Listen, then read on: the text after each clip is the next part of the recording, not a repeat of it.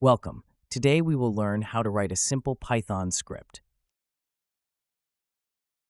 First, open your favorite text editor and create a new file with the .py extension. Name it firstscript.py.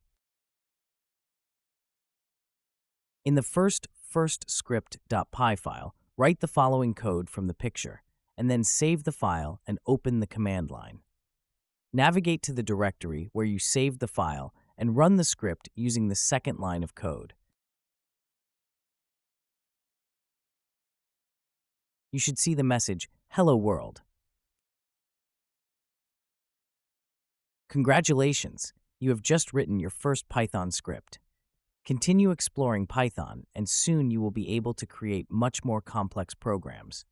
For more information, visit our resources in the description. Don't forget to subscribe to our channel and follow us for more tutorials like this. Happy coding!